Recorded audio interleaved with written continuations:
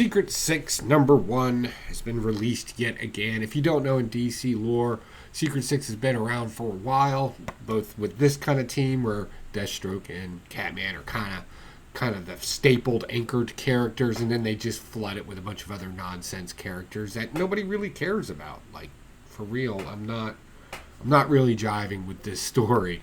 We get this kind of weird Superboy John Kent kind of deal in here, along with his new significant other. And I forget his name. That's how memorable this book is. It's just it's droll. And it's the typical trope, right? Everybody's on a mission. Everybody ends up running into each other. They're going to fight each other, form a team, and then do it again. They've done this twice already in DC. Honestly, instead of this book, you would do better saving a few extra bucks and getting the original Secret 6 from 1968. That is an actually intriguing story. It's like espionage and spying, and it's just really cool. And notice the difference between the two. This is heavily narrated driven, with constant explanation and lecturing to its audiences. So I did not like this book. I'm sorry. Marvel, Web of the Spider-Verse, New Blood. So the Spider-Verse is back, and it's doing its weird thing too, where they got to constantly redesign different Spider-Mans throughout the multiverse. And in this one, it kind of has a gladiator attempt to it, where the heart of the web, if you don't know, like all spider people are connected by the web, right? And it has a heart. And apparently it needs to pick a couple of champions because it's got to battle the Brain. Now we're being told that there's a whole nother web with the Brain involved, right? I do like the conflict between heart and mind. I like that, right? The emotional feeling, the logical cold rationing of a mind, right? Clash together. But this story actually took the time to show us why it's not picking certain characters and then ultimately telling us why. The one that it does pick. So the one that it ultimately ends up picking in here is a cross between Miles Morales Spider-Man and the Prowler, his uncle, in a dystopian future. But the two that it doesn't pick is a Hulk version of Spider-Man. What if you mix those two things together, and in a vampire one. I thought they've done that already. And then in the background we see that they're playing the role thing, right? Peter Parker's going to be a leader, and Peter Porker, the Spider-Ham, is going to be the wild card, because you got to have a wild card. Too many people have been watching It's Always Sunny in Philadelphia. Yeah, and then these other characters that have just recently popped up. The concept was really cool, but we didn't have to go through the why you're not picking these. That didn't even need to be part of it. You could have gave us a little bit more insight, but they got to drag the story out because there's more issues to come. The Brain's got to pick its characters too, I guess. Doctor Strange of Asgard. So this is in canon. It's up to speed to the current storyline. Doom is the Sorcerer Supreme now, which outs Doctor Strange. So he's got to go someplace. So he wants to go to Asgard to be the Sorcerer Supreme there. Okay. Well, anytime you have woo-woo in Asgard, you got to bring in Loki. So Loki makes his big return after being banished for the umpteenth time now by his brother. And it looks like he's being... the perception is that he framed Doctor Strange for murder, but if you read the story, you've come to find out he didn't really know what he was doing either. It shocked him just as much that they had to kill the current boss lady of woo-woo magic and Asgard. Basically, Strange had to go to this lady to get permission to do it. Okay. And they were going to do a spell that allowed him to use Asgardian magic without a special MacGuffin. Interesting.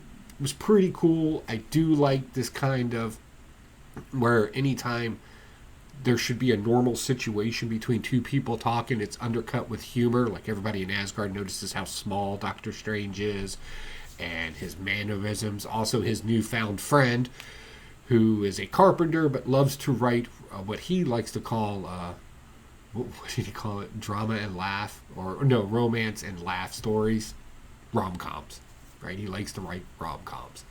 So I thought that was kind of funny because it's always good to show the differences, that there is a difference between the two worlds other than just language. So I thought that was kind of impressive in this.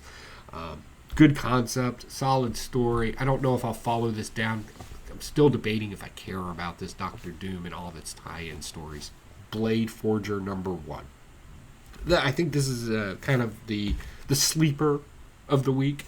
The best way to describe this story is think of He-Man, where I have the power, lightning hits and turns into He-Man. And think Herculoids, Thundar the Barbarian and all those cats. So you get this kind of modern dystopian future type, but the politics and everything at the time are completely different. I think it's very interesting that we walk this character through his rise of power and how he was the hope of people.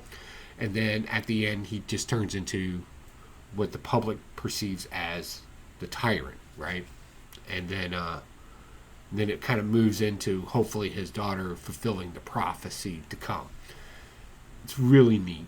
It's really kind of weird watching a samurai barbarian guy fly around in an airplane, and the next minute he's this Herculean mess in a gladiator style fight.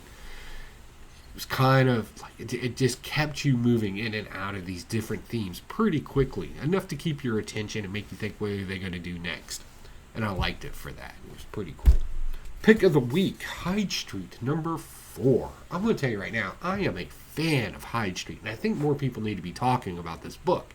This is heavily character developed, meaning that every issue so far you get a little bit of nugget about this character, while the main story is about this newer character. And this one is the matinee monster. We find out he was an actor who didn't feel like he was getting his props in Hollywood. An accidental death is what put him on Hyde Street, and how he doesn't want to play the game on Hyde Street. Like his scorecard, right, of delivering souls is kind of really low. As 0, actually, because he's too busy trying to save lives there, because he kind of has an inkling that this is not a good thing, and how he broke his contract. Interesting, and we get a little tidbit of our next character that we should be seeing here soon, the Butcher of Hyde Street, which has been hinted at before. He's got a kill score, I guess is what we're going to call it now, delivery score of about 9. So he's really low, but he's been locked up, right? So it's really cool to add kind of this monster theme to it with horror and everything else, and then eventually kind of finding out that he's really the hero of our story here. It's pretty cool. I love Hyde Street. So great. So great. Character development. So unfortunately, that's all the comic books that I have this week. It's all I cared to pick up after looking through everything. However, we do have some exciting things coming up. I'm going to be going to Planet Comic-Con at the end of the month. I hope to see you there. That would be really cool. We can grab a libation, share some stories, talk about comic books, or just all-around nerd stuff. I am comfortable in that environment. So I hope to see you all there at the end of the month. And then, what is it? Heroes Con is in June. I'm not sure if I'll be able to make that. I don't know if you've been aware of current politics and everything else, but work's been a little hectic for me as a government employee. We've been kind of jumping through some hoops here lately, so who knows what the future holds. We'll find out soon enough. Evil Layer Project, I think we're going to do something simple that you can do at home, maybe a little bit of a shorter one. We're going to refine some silver in a different manner than I've done before. Just I want more people to buy silver because it's stackable. Right? So we're going to be doing that, and I'll show you how to do it. Other than that, I got nothing else, guys. I hope you all have a wonderful week. Keep reading your comic books, and I'll see you next week. Bye.